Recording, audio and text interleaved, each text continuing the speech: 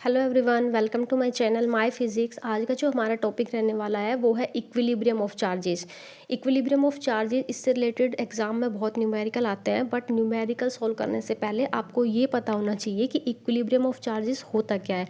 तो जो हमारी न्यूमेरिकल्स की जो सीरीज चल रही थी, पार्ट 1 और पार्ट 2 हम ऑलरेडी डिस्कस कर चुके हैं, और पार्ट 3 जो रहेगा वो हमारा इक्विलिब्रियम ऑफ चार्जेस पे न्यूमेरिकल्स रहेंगे। बट वो न्यूमेरिकल सॉल्व करने से पहले हम ये समझेंगे कि इक्विलिब्रियम ऑफ चार्जेस होता क्या है। तो इस वीडियो में मैं सिर्फ इसको एक्सप्लेन करूंगी, और नेक्स्ट वीडियो में इससे रिलेटेड जो कि हमारे पार्ट 3 न्यूमेरिकल आएगा। ठीक है, तो सबसे पहले ये समझिए कि इक्विलिब्रियम ऑफ चार्जेस होता क्या है। देखो, इक्विलिब्रियम ऑफ चार्जेस का मतलब वो ये होता है कि अगर कोई बॉडी, आपको ये देखना है कि इक्विलिब्रियम में है या नहीं है, किसी चार्ज को ये देखना है कि वो इक्विलिब्रियम में है या नहीं है, तो उसके लिए जो उस चार्ज पर या उस बॉडी पर जिसको आप चेक कर रहे हो, उस पर नेट फोर्स, उस पर जो नेट फोर्स है वो क्या होना चाहिए, जीरो होना चाहिए। F net is equals to zero होना चाहिए। मतलब कि मान लीजिए आपके पास कोई भी दो चार्ज है, एक पॉजिटिव चार्ज है, दूसरा भी पॉजिटिव चार्ज है, और आपने इन दोनों के बीच में या फिर कहीं पे भी मान लो आपको एक थर्ड चार्ज लेके आए हो, और वो भी पॉजिटिव चार्ज है, वो तीसरा चार्ज है, और आपको उस चार्ज को रखना है। तो आप ऐसा कहाँ पे रखें कि वो इक्विलिब्रियम में रहे। इक्विलिब्रियम मतलब उस पर जो नेट फोर्स है, मतलब इसकी वजह से जो फोर्स था और इसकी वजह से जो फोर्स है, वो दोनों फोर्स एक दूसरे को कैंसिल करके और उस पर नेट फोर्स जीरो हो जाए, तो हम कहेंगे कि वो किस में हो गया, इक्विलिब्रियम में हो गया।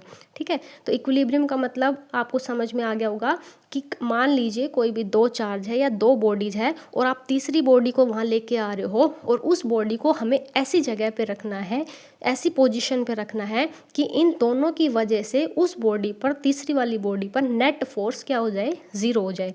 तो देखिए, मान लीजिए कि जो हम थर्ड चार्ज लेके आए थे वो भी मान लीजिए कि पॉजिटिव ही है, तो मैं उस पॉजिटिव चार्ज को, मान लीजिए तीसरे वाले पॉजिटिव चार्ज को मैं यहाँ रख देती हूँ। ये हमारा पहला चार्ज, ये हमारा दूसरा वाला चार्ज, और ये हमारा तीसरे नंबर का चार्ज है। ठीक है, तो दो चार्जेस थे हमारे, दोनों पॉजिटिव थे, और थर्ड वाले को मैं बीच में लाई। अभी मुझे पता नहीं है कि इसको बीच में रखना है या नहीं है, मैं चेक करूँगी कि यहाँ पे रखने से ये इक्विलिब्रियम की पोजीशन में होगा या नहीं होगा। तो आप कैसे चेक करोगे भाई, अभी बताया इक्विलिब्रियम का मतलब क्या है कि इस पर नेट फोर्स जीरो होना चाहिए। नेट फोर्स जीरो कब होता है कि देखो, ये पॉजिटिव है, ये इस पॉजिटिव को क्या करेगा, रिपेल करेगा। तो इस पॉजिटिव ने इस पॉजिटिव को रिपेल किया और फोर्स कहाँ लगाया, उधर। ठीक है, तो इधर फोर्स लग गया। अब ये पॉजिटिव भी इस पॉजिटिव को रिपेल करेगा और फोर्स किधर लगाएगा, इधर। ठीक है, अब ये भी वन पॉजिटिव, 1 कूलाम का पॉजिटिव चार्ज है, और ये भी 1 कूलाम का। तो इसका मतलब ये जो दोनों चार्ज है ये इस पर सेम फोर्स लगा रहे होंगे, यानी कि इसने अगर F फोर्स लगाया तो ये भी F ही लगा रहा होगा। अब देखो, दो फोर्स, इस पे दो फोर्स हो गए, एक इसकी वजह से, एक इसकी वजह से। दोनों फोर्स क्या है, इक्वल मैग्नीट्यूड के हैं, बट अपोजिट डायरेक्शन के। इसका मतलब इस पर जो F नेट है वो क्या हो गया, ज़ीरो हो गया। इसका मतलब ये जो चार्ज है हमारा, ये किस में है, इक्विलिब्रियम में। इसका मतलब हमें ये पता चल गया कि जब भी कभी दो लाइक चार्ज होते हैं और उनके बीच में हम कोई तीसरा चार्ज ला रहे हैं, और वो भी उसी नेचर का है जिस नेचर के ये है, मतलब ये दोनों पॉजिटिव है और थर्ड वाला भी अगर आप पॉजिटिव ला रहे हो, तो वो हमेशा कहाँ आएगा, बीच में।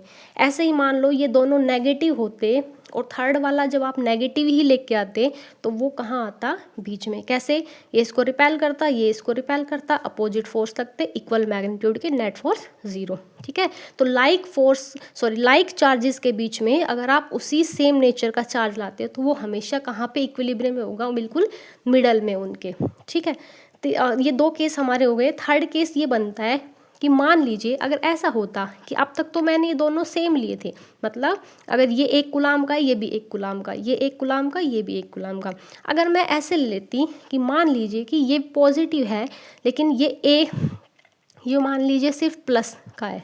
ठीक है, मतलब 1 कूलाम का, आप ये मान लो कि ये पॉजिटिव 1 कूलाम का है, और यहाँ पे आप 2 कूलाम का पॉजिटिव मान लेते हैं। क्या ये दोनों चार्ज सेम है, नेचर में सेम है, दोनों पॉजिटिव है, बट देखा जाए तो दोनों का जो मैग्नीट्यूड है वो सेम नहीं है। इसकी वैल्यू 1 कूलाम है, इसकी 2 कूलाम है। अब मैं किसी थर्ड पॉजिटिव चार्ज को लेके आई, तो क्या वो अब एग्जैक्ट आएगा तो इनके बीच में, क्योंकि हमने पढ़ा था जब लाइक चार्ज होते हैं तो उनके बीच में आता है चार्ज, ठीक है। बट यहाँ पे है तो लाइक चार्ज, क्योंकि ये भी पॉजिटिव, बट दोनों की मैग्नीट्यूड अलग है, तो आएगा तो बीच में बट बिल्कुल मिडल में नहीं होगा, हमेशा जो छोटे वाला होगा उसके पास आएगा, ठीक है।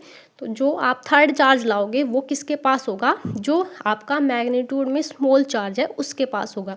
ऐसा क्यों होता है, देखो ये पॉजिटिव इस पॉजिटिव को रिपेल करेगा इधर, ये पॉजिटिव इस पॉजिटिव को रिपेल करेगा इधर, बट इसकी मैग्नीट्यूड ज़्यादा है, ये स्ट्रॉन्ग चार्ज है तो ये ज़्यादा फोर्स लगाएगा, ये इसकी मैग्नीट्यूड कम है, ये वीक चार्ज है, इसका मतलब ये लेस फोर्स लगाएगा।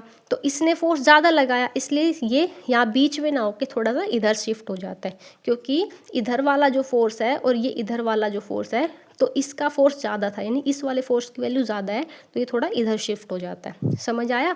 तो लाइक जब चार्ज होते हैं तो अगर दोनों की मैग्नीट्यूड सेम है तो बिल्कुल मिडल में आएगा, ठीक है। अगर दोनों की मैग्नीट्यूड अलग है तो जो छोटे वाला चार्ज है हमेशा उसकी तरफ रहेगा, क्यों, क्योंकि बड़े वाले चार्ज ने ज़्यादा फोर्स लगाया है, ठीक है। ऐसे ही अगर मान लो ये नेगेटिव होता और यहाँ पे मान लो -2 कूलम का होता है, ये 1 का है, तो यहाँ पे अगर आप माइनस को रखते तो माइनस छोटे वाले की तरफ आएगा क्योंकि ये ज़्यादा फोर्स लगा रहा है, ठीक है। ये हमारे 4 केस बन गए इसमें। अब 5वां केस ये बनता है कि मान लीजिए अब तक तो हम पढ़ रहे थे दोनों सेम नेचर के रख रहे थे, अब लास्ट केस हमारा ये आता है कि मान लो दोनों अलग हो, एक पॉजिटिव हो एक नेगेटिव चार्ज हो, ठीक है, और आप कोई भी तीसरा चार्ज लेके आए, वो पॉजिटिव भी हो सकता है वो नेगेटिव भी हो सकता है, वो कहाँ आएगा, तो बेटा जब भी कभी अपोजिट नेचर के चार्ज हो तो हमेशा जो थर्ड वाला चार्ज होगा वो इक्विलिब्रियम में तभी होगा जब वो साइड में रखा जाएगा, बीच में नहीं होगा। क्यों नहीं होगा बेटा बीच में, क्योंकि मान लीजिए आप थर्ड वाला कोई पॉजिटिव चार्ज लेके आए, ठीक है, मान लीजिए मैंने पॉजिटिव चार्ज यहाँ रख दिया, हालांकि वो बीच में नहीं होता पर मैं बता रही हूँ आपको कि मान लीजिए आपने बीच में रखा तो क्या होगा, देखो ये इसको क्या करेगा, धक्का मारेगा, रिपेल करेगा, और ये नेगेटिव इसको क्या करेगा, अट्रैक्ट करेगा। तो इसने इधर फोर्स लगाया, इस वाले ने भी अपनी तरफ खींचा, इधर फोर्स लगाया, तो ये कहाँ चला जाएगा, इधर चला जाएगा। समझ आया। तो इसका मतलब ये हुआ कि बीच में नहीं आएगा, क्योंकि ये तो रिपेल कर रहा है, ये अपनी तरफ खींच रहा है, तो दोनों फोर्स सेम डायरेक्शन में हो गए। सेम डायरेक्शन में क्या होता है, फोर्स ऐड हो जाते हैं, ऐड होकर ज़्यादा फोर्स लग गया तो ये इधर आ जाता है। मतलब जब भी कभी अनलाइक चार्ज होते हैं तो जो थर्ड वाला चार्ज होगा वो इक्विलिब्रियम में तभी होगा जब वो बाहर रखा होगा, बीच में तो एग्जिस्ट ही नहीं करेगा, क्योंकि दोनों फोर्स लगा रहे हैं, ये दूर फेंक रहा है वो अपने पास खींच रहा है। तो बेटा नेगेटिव है तो अगर आपने थर्ड वाला पॉजिटिव लिया था तो नेगेटिव के पास ही आएगा, क्यों, पॉजिटिव तो उसको रिपेल कर रहा है। अगर ऐसा होता बेटा कि आप एक पॉजिटिव और एक नेगेटिव, ठीक है, आप थर्ड वाला चार्ज, इस केस में मैंने पॉजिटिव लिया था, मान लो थर्ड वाला चार्ज आप नेगेटिव लेते तो देखो नेगेटिव तो नेगेटिव को रिपेल करेगा बट वो पॉजिटिव तो अट्रैक्ट करेगा, तो वो पॉजिटिव के पास जाएगा, ठीक है। तो आई होप आपको ये समझ में आ रहा होगा। तो हमने यहाँ पे जो केसेस पढ़े मैं एक बार दोबारा से रिवाइज कर देती हूँ कि अगर दोनों सेम चार्ज है तो हमेशा उसी नेचर का जो चार्ज होगा वो बीच में होगा, दोनों सेम है तो बिल्कुल मिडल में रहेगा। कब, जब दोनों की मैग्नीट्यूड सेम हो, ठीक है। अगर मैग्नीट्यूड अलग है तो बेटा ये ज़्यादा फोर्स लगा रहा है तो छोटे वाले की तरफ शिफ्ट हो जाएगा, ठीक है, ये ज़्यादा फोर्स लगा रहा है इसकी तरफ शिफ्ट हो जाएगा ये, ठीक है। अगर दोनों अपोजिट नेचर के होंगे तो क्या होगा, तो कभी भी बीच में नहीं होगा। जब भी कभी अपोजिट नेचर के चार्ज होते हैं तो हमेशा थर्ड वाला चार्ज इक्विलिब्रियम में कब होगा, जब वो इन दोनों के बाहर लाई करेगा। अब बाहर इधर करेगा वो डिपेंड करता है। अगर आपने थर्ड वाला पॉजिटिव लिया था तो नेगेटिव के पास जाएगा अट्रैक्ट होने के लिए, और अगर आपने वो थर्ड वाला नेगेटिव लिया था तो पॉजिटिव के पास रहेगा, ठीक है। तो आई होप आपको ये समझ में आ गया होगा। और एक बात और याद रखना कि इक्विलिब्रियम ऑफ चार्जेस का मतलब मैंने ये बताया था कि बॉडी पर नेट फोर्स जीरो है। नेट फोर्स जीरो होने का मतलब होता क्या है कि उस पर एक पर्टिकुलर डायरेक्शन में कोई फोर्स नहीं है। मतलब कहने का मतलब ये है कि एक बॉडी पर मान लीजिए कि नेट फोर्स जीरो है, मान लीजिए कोई बॉडी रेस्ट में थी, ठीक है, मैं कह दूं कि भाई ये पेन है ये रेस्ट में है, तो अगर इस पर नेट फोर्स जीरो है मतलब हर डायरेक्शन से जो फोर्स लग रहा है तो ओवरऑल टोटल फोर्स इस पर जीरो है, तो क्या ये मूव करेगा, नहीं, ये किस में रहेगा, रेस्ट में।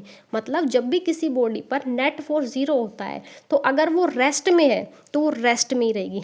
और मान लीजिए कि वो बॉडी मोशन में है, अगर वो मूव कर रही है, एक बॉल है और वो मूव कर रही है और उस पर नेट फोर्स 0 है, मतलब बाहर से कोई एक्सटर्नल फोर्स नहीं है, नेट ओवरऑल जो टोटल जो फोर्स है वो 0 है, तो वो मोशन में ही रहेगी।